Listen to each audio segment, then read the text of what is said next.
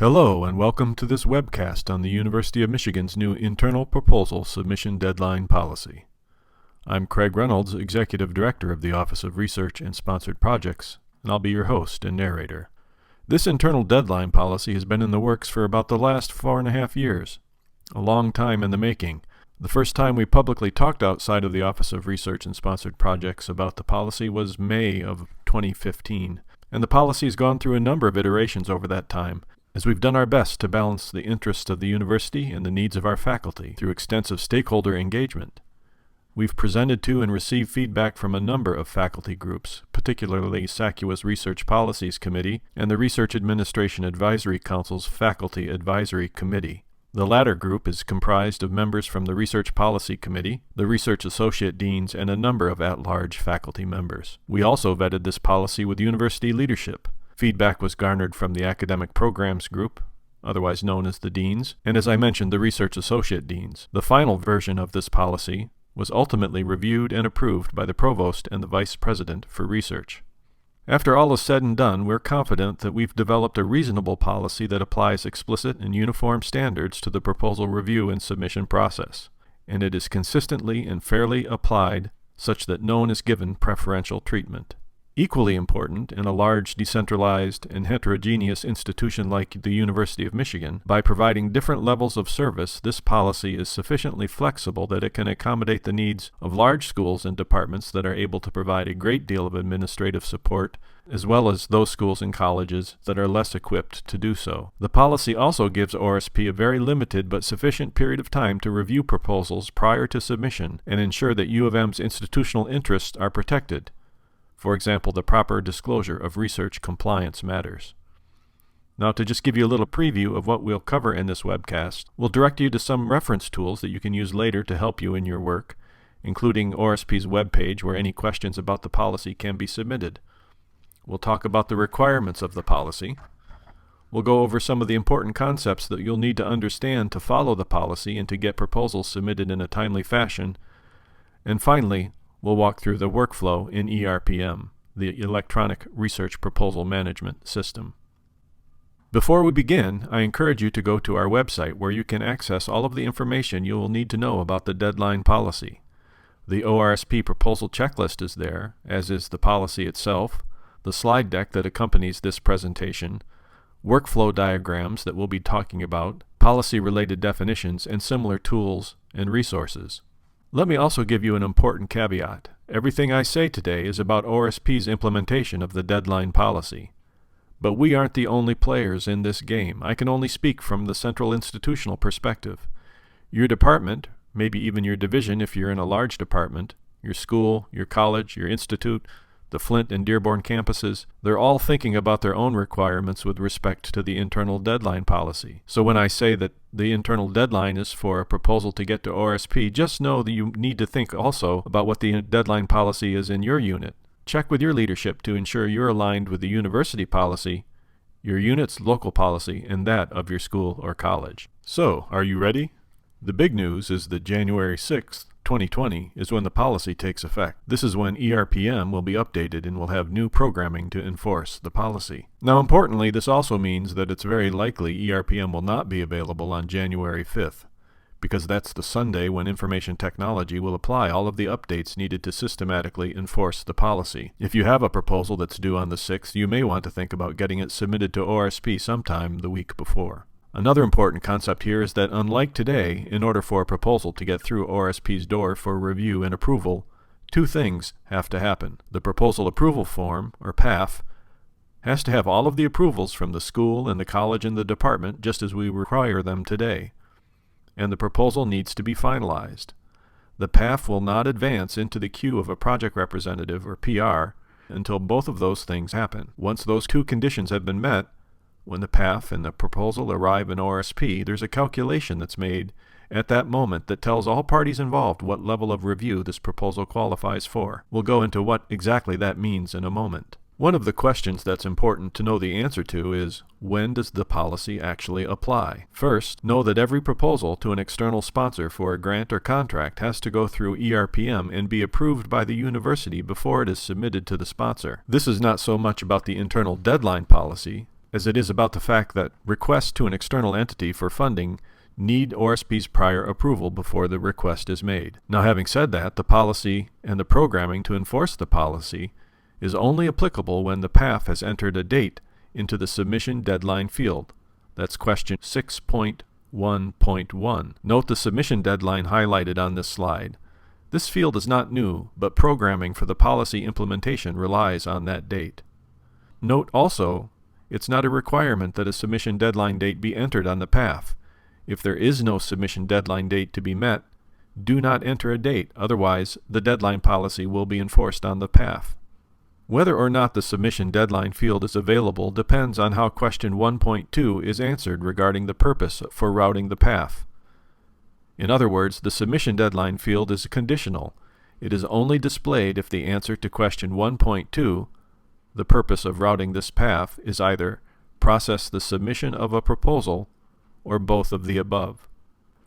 Another way to say this is if review and negotiation of a contract funding agreement is selected, the PAF will not have a submission deadline field available to enter a date. It's also important to understand the difference between the sponsor deadline, the submission deadline, and a target date. The sponsor deadline is the date by which the sponsor must receive the proposal. There is no place on the PAF to enter the sponsor deadline. Instead, we ask for the submission deadline. And the submission deadline is the last date by which the proposal must be sent in order to be received by the sponsor's deadline. One way to think of the submission deadline is the ship date. If the sponsor requires proposal submissions by Friday, when does the proposal need to leave campus? When does it need to be shipped? That's the submission date. So, for example, if a sponsor allows for electronic submission of proposals, the submission deadline is the same day as the sponsor deadline. This is the case for the vast majority of U of M proposals. On the other hand, if a proposal needs to get to the sponsor in Germany by Friday, then the submission date is going to be several days in advance to allow time for courier delivery. Now contrast the submission deadline with the target date. A target date is a request for ORSP to complete its work by a certain date. The target date is not required and can be used alone, in combination with a submission date, or not at all. If a target date is entered, an explanation of why the target date is being requested is appreciated, as is an explanation of the consequences of not meeting the target date. ORSP will endeavor to meet the target date, but can make no guarantees. Once the PAF is approved by all the necessary parties on campus and the proposal itself is finalized, ORSP will begin its review. If those two conditions are met at least 32 business hours prior to the submission deadline, then the proposal is eligible for a full review. 32 business hours is the same as 4 business days.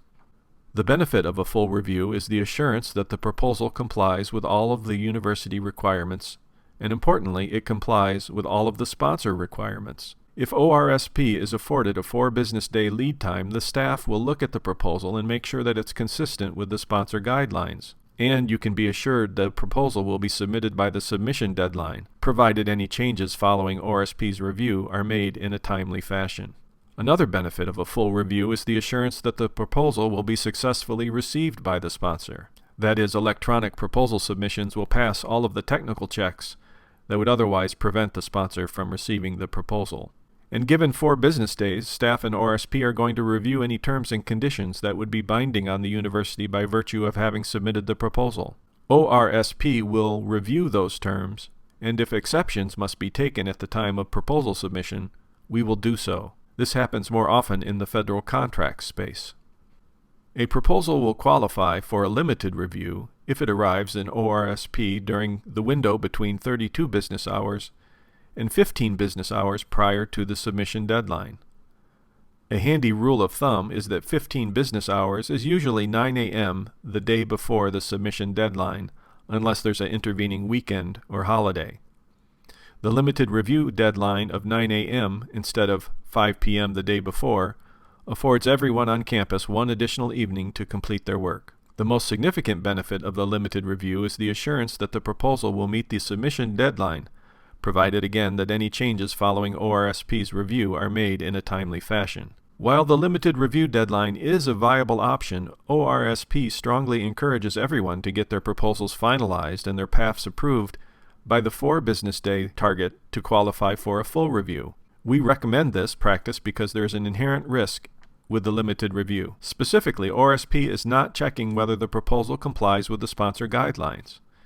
Instead, ORSP is doing a limited review on just those data fields and important regulatory issues that the university has determined must be validated to protect the integrity of the institution. Since there is no check against the sponsor's requirements, the odds only increase that the sponsor may return the proposal unreviewed on administrative grounds that could have been corrected prior to submission had a full review been conducted. The assurance that a proposal receiving a full or limited review will meet the submission deadline depends upon the timely completion of ORSP's review and the project team's timely submission of changes identified by ORSP. A hard and fast definition of timely has been postponed until a university has more experience with the internal deadline policy. In the meantime, in the spirit of partnership, ORSP recommends the following best practices. For proposals qualifying for a full review, ORSP should aim to finish its initial review within 16 business hours. In turn, the project team should aim to complete any changes requested by ORSP or required by ORSP within 12 business hours. In the case of proposals qualifying for a limited review, ORSP should aim to complete its initial review within 8 business hours, or the equivalent of 1 business day, and the project team should endeavor to submit the changes identified or required by ORSP within 4 business hours. This is another way of saying that everyone involved in the proposal review and submission process needs to be committed to completing their responsibilities as quickly as possible. If, for example, the changes requested by ORSP are returned to ORSP with only 5 minutes to spare before the submission deadline, there's still a possibility that the proposal will not get submitted in time. If the PAF doesn't arrive at least 15 business hours before the submission deadline, it falls into the category of at risk. This is a new formal concept, but it's not a new reality. The reality is that even before the implementation of this policy, anything that arrives late is at risk. There are only so many hours in a day and so many hands that can do the work in ORSP. Things can go wrong, and sometimes proposals don't get submitted. Note too that an at-risk proposal arriving less than 15 business hours must still receive a limited review. ORSP will no longer submit a proposal without a review.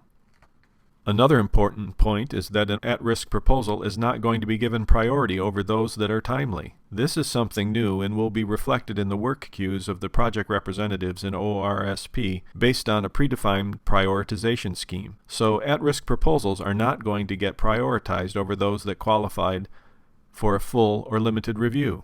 Nor will an at-risk proposal get priority over someone who's been requested by the sponsor to resubmit.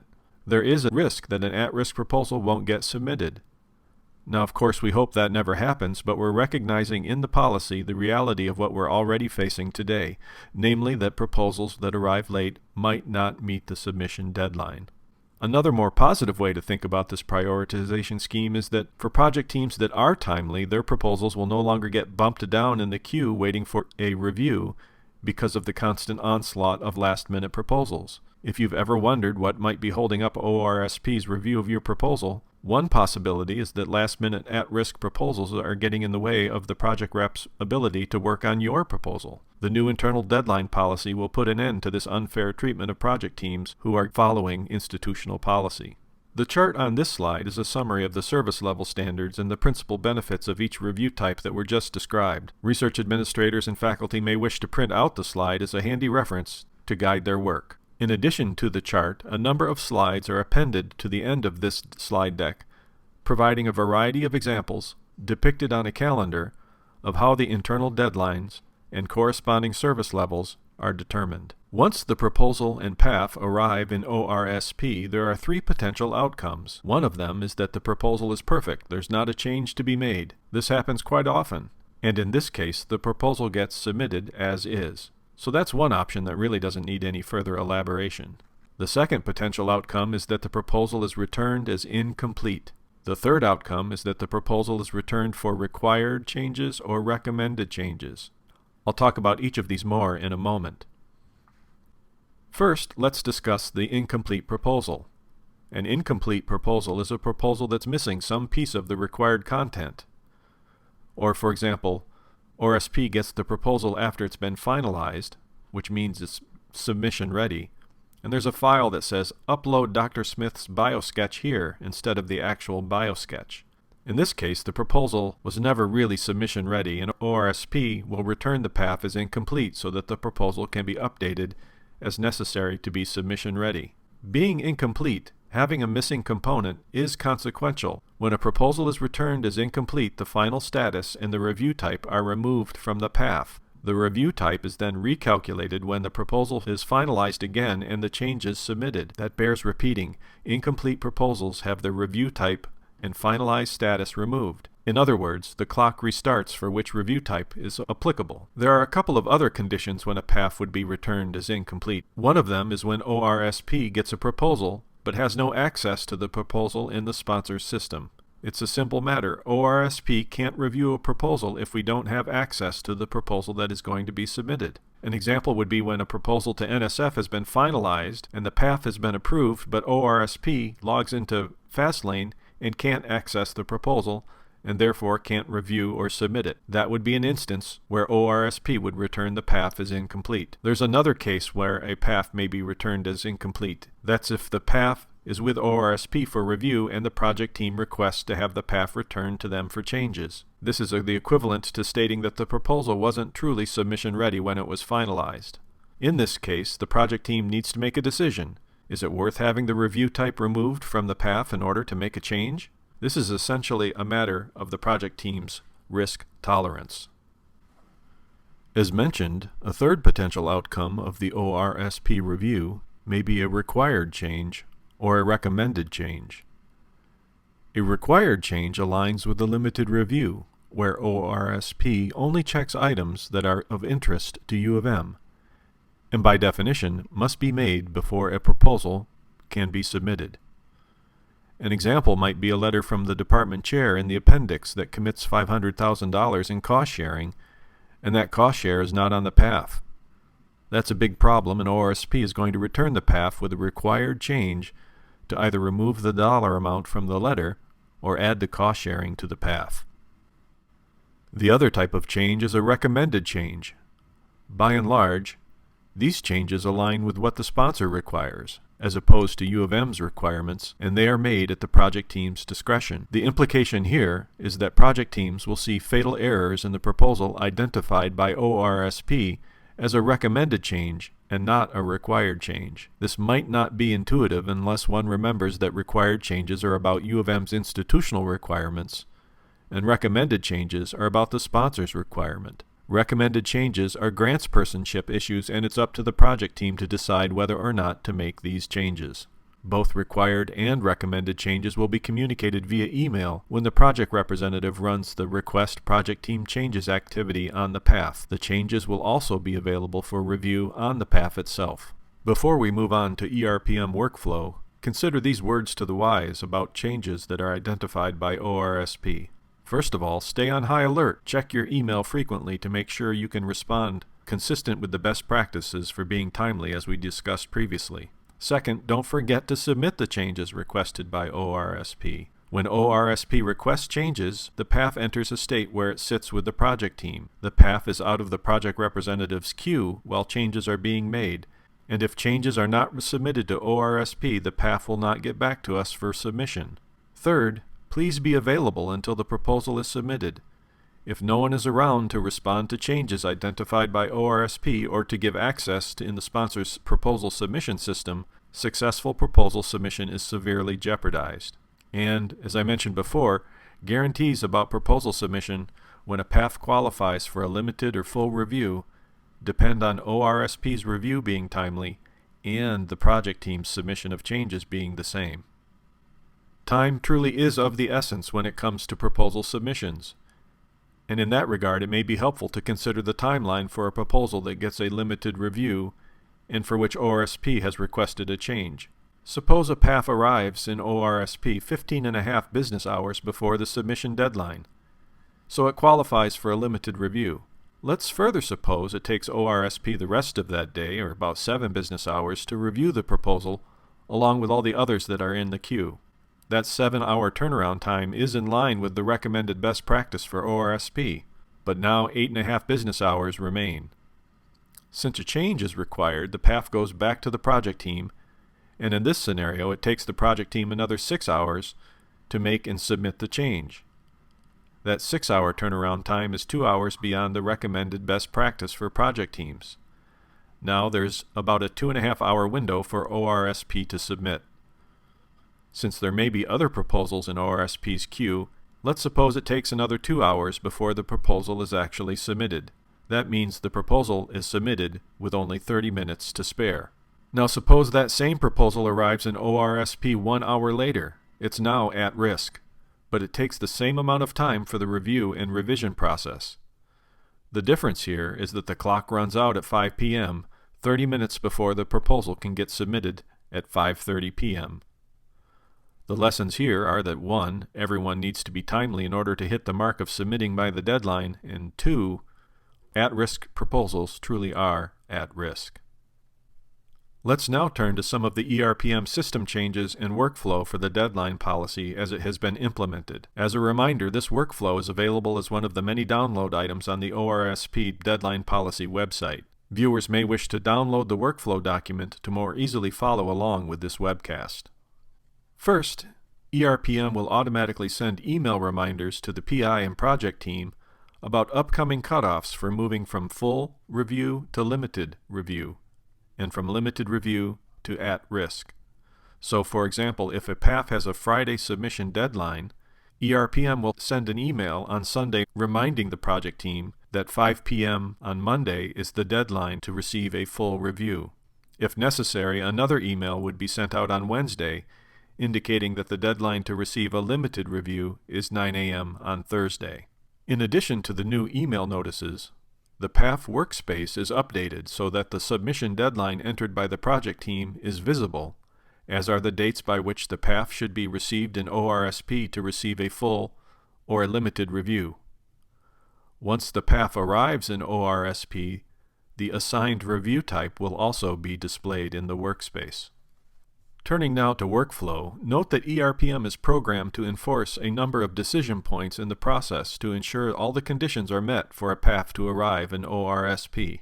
Specifically, the first decision in the workflow is whether all of the required units have approved the PAF. If the answer is yes, then the next decision point is whether the submission deadline has passed. Assuming that the deadline has not passed, the third decision point is whether the proposal has been finalized. Assuming all 3 lights on the decision tree are green, the PAF moves into ORSP's work queue. When that happens, the review type is assigned to the PAF based on how far in advance of the submission deadline the PAF arrives in ORSP. Once the PAF is with ORSP, the next decision point is whether the administrative review has been completed. If it has not, the PAF goes into the state of ORSP administrative review, and once the administrative review is complete, the PAF enters the state of project representative review. Now let's first consider the happy scenario in which the PAF is in the state of project representative review, and the PR identifies no changes of any kind. The workflow decision point of whether changes are needed is no.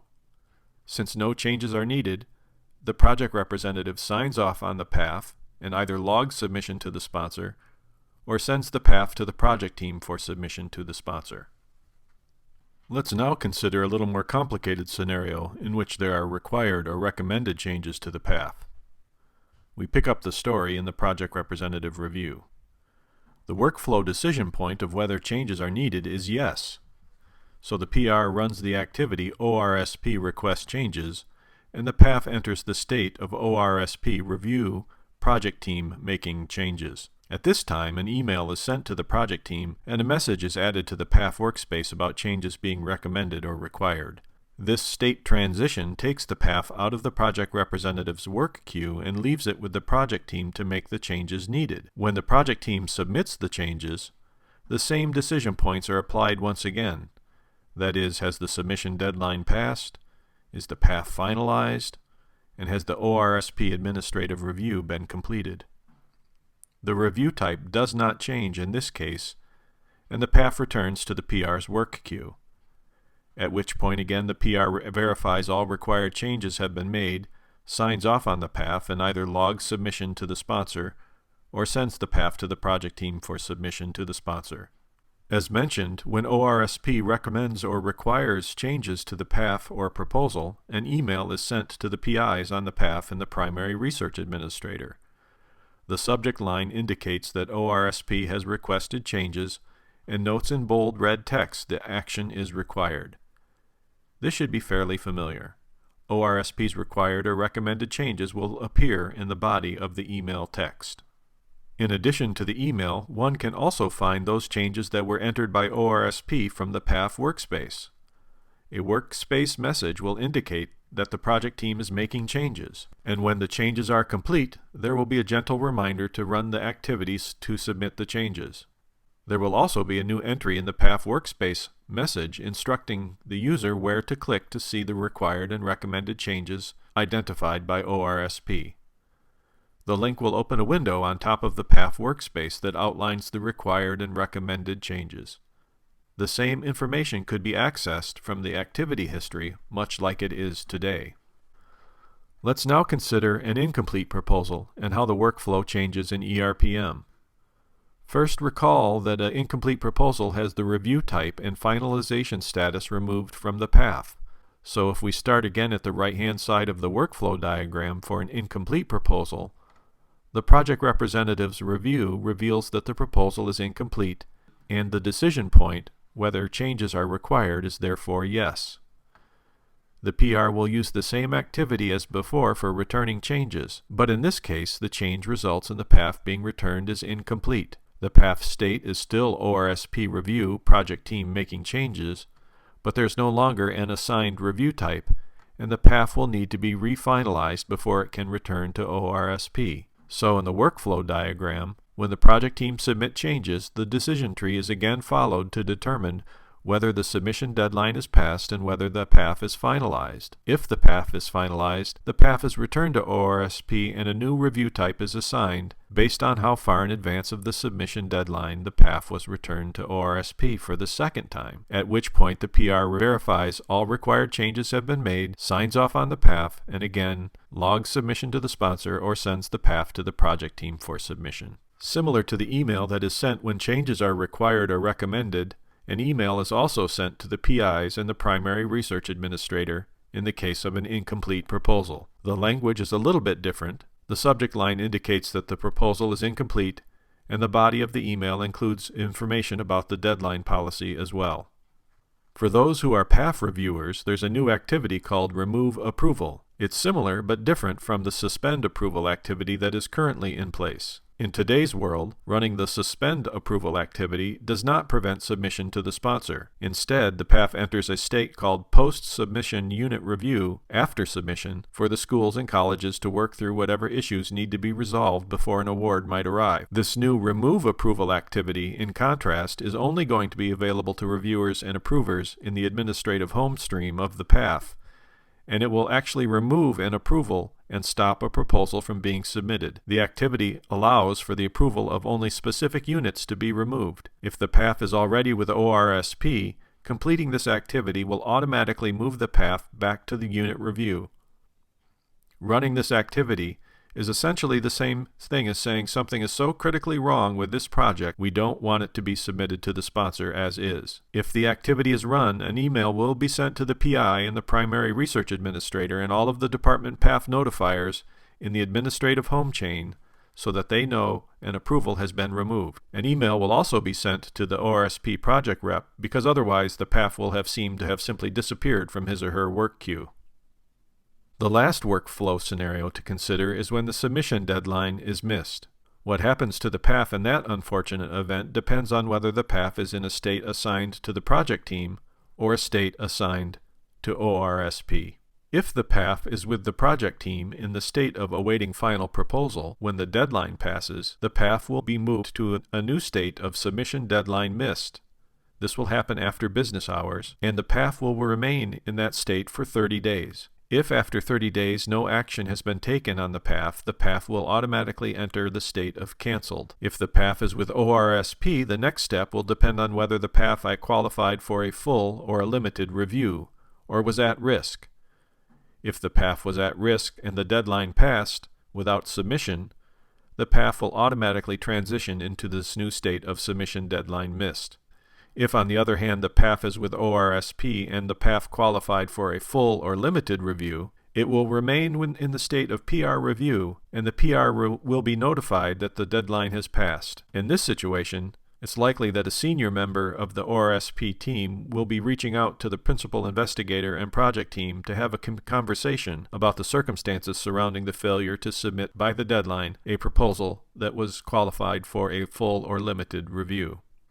All is not lost, however, if a PAF should enter this new state of submission deadline missed, because there's also a new activity that can be used to update the submission deadline in cases where the sponsor has extended the deadline. This activity is called Update Submission Deadline, and it essentially enables the system to run through the decision tree again.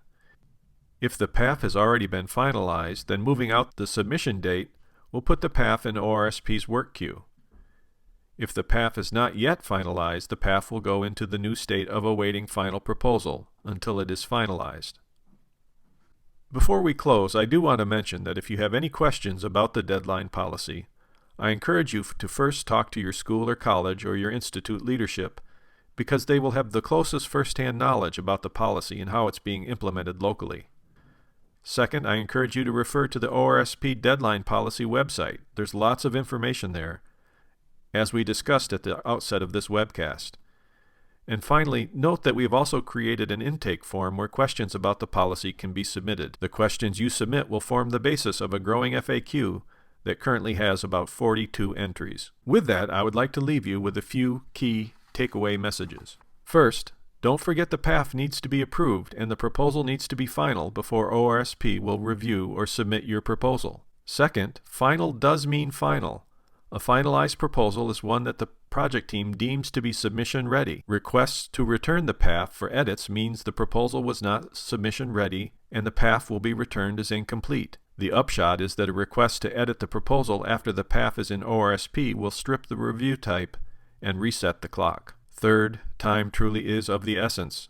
Make sure those changes that have been identified by ORSP happen timely so there's sufficient time to submit the proposal by the deadline. And finally, there's risk inherent in both the limited review and at-risk status. Getting a full review is the safest route by far. Limited review proposals will be submitted by the deadline, but there are lots of avoidable reasons why the proposal might still fail.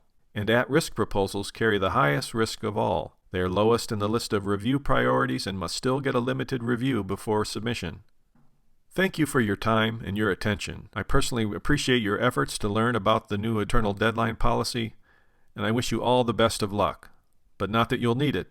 I sincerely wish you all a restful and joyous holiday break, and that you return after the season days refreshed, ready to meet the new year, and prepared for the January 6th implementation date.